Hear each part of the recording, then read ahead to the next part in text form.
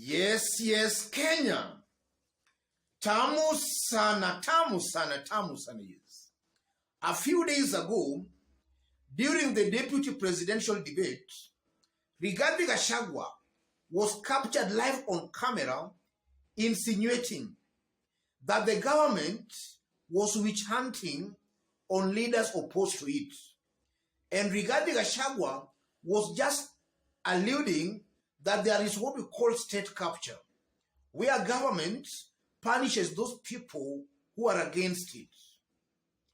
And Rigathi was making such claims based on some previous allegations that he might be a corrupt leader. Rigathi was just trying to refute that. So today, the High Court has found Rigathi Gachagua guilty of irregularly acquiring 200 million Kenya shillings from government agencies.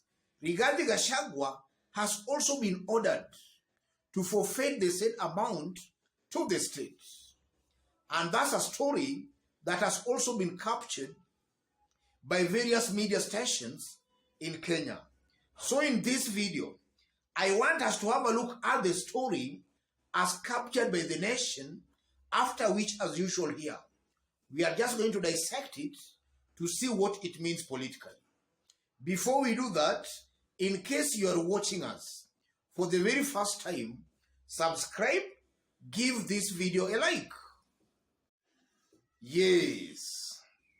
Some few hours ago, Nation Digital captured this story. Nation. Rigathi Gachagua loses 200 million to the state. High Court Judge Esther Maina says he has failed to explain how he acquired the wealth from government agencies. That's the ruling. In this video, I want us to dig deep to see what that means politically.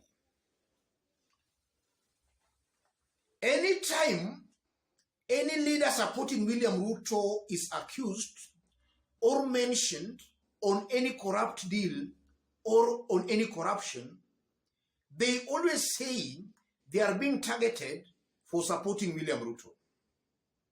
William Ruto himself, anytime he's mentioned in corruption, he's always saying he's being targeted because of 2022. He's saying those are just politics. That's largely what we have been seeing with these people supporting William Ruto. Just a few days ago, during the deputy presidential debate, Rigathi also just maintained that kind of notion that all the cases he's being accused of are simply because he has been supporting William Ruto. So today, at least, a high court in Kenya, the high court, has just found him guilty, and now he loses about 200 million Kenya shillings. There are things I'm seeing coming out clearly here. The first thing, Ruto and his team are politicizing the war on graft. It's actually corruption fighting back. And the only way they can actually make sure they thwart the war on corruption is to politicize it, is to say we are being targeted because of politics. That's their perfect way of making sure they thwart any war to make sure this scourge of corruption is dealt with permanently. And some years ago, President Uhuru Kenyatta hinted at a possibility of introducing lifestyle audits to state offices and even public servants. William Ruto and his team actually thwarted that by claiming the plan was to block William Ruto from 2022. So I'm seeing William Ruto and his team, their plan is just to thwart the war against corruption. And that's very unfortunate because according to the Auditor General's report, Kenya loses about a third of its annual budget to corruption. If we have a budget of 3 trillion, 1 trillion disappears into men's pocket as a result of corruption. This ruling of today just confirms that Ruto and his team are politicizing the war on graft. They might be as guilty as Kenyans believe, or as maybe they are being accused. That's what I'm seeing here. Secondly, Oda's top leadership does not pass leadership and integrity test. Ruto is deemed corrupt. He has got several allegations of corruption, fingers pointing towards him.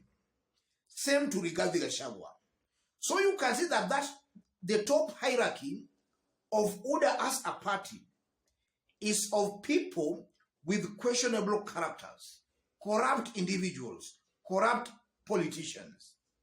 And that also just proves it to me that Oda as a party is a party of corruption. No good leader can come out of Oda. In fact, heading to the elections, Kenyans must be very careful on the type of leaders they elect. Don't think that a good leader can come from a corrupt political entity. The corruption, or rather the overriding corruption in that entity, will just compromise the principle of that good leader maybe you are going to elect.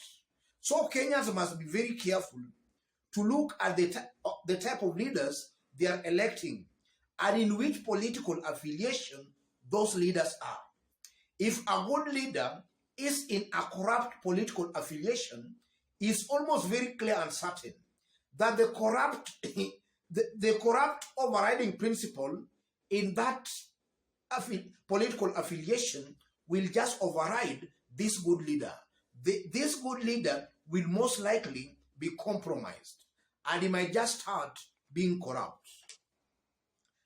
Another thing I'm seeing here, this year's election should not even be about Manifesto. Because Manifesto, anybody can write anything and can say anything. I honestly believe that Kenyans should not look at Manifesto this year.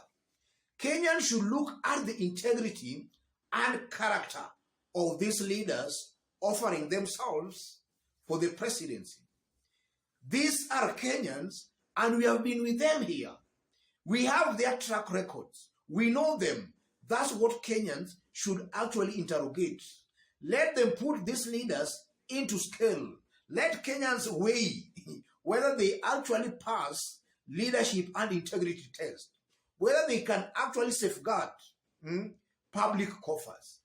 In fact, this year's election offers a very nice opportunity where Kenyans should not even bother about the manifestos. Just look at the character and integrity of these leaders, because it comes out very clearly that we have two distinct groups here, and that will make it, in my honest opinion, very easy for Kenyans to make their informed decisions. As I conclude, ladies and gentlemen, this ruling of today is also an indictment on William Ruto. It shows clearly William Ruto is also as corrupt as charged. And I'm saying that because largely, birds of the same feathers flocks together. William Ruto had the opportunity of picking the best candidate. The best candidate, according to William Ruto, was Rigathi Gachagua, a candidate who, even before he was picked, already had some corruption cases in court. William Ruto, nonetheless, just went and picked that candidate as his best. That also indicts William Ruto as a corrupt leader. And what we are actually urging the courts, we need such kind of rulings. Because now it has reached a point where, as a people, as a nation, we must say enough is enough. Corruption has to be fought from all fronts. Let me leave it there. In case so far you are not yet subscribed, subscribe, give this video a like. And to our fans and subscribers here, I'm very much humbled, very grateful for the kind of support you are giving me here. God bless you. God bless Kenya. To any other person That's the kind of analysis we do here. We don't beat about the bush. We go straight and to the point. God bless you. God bless Kenya. Tamu sana, yes, tamu sana.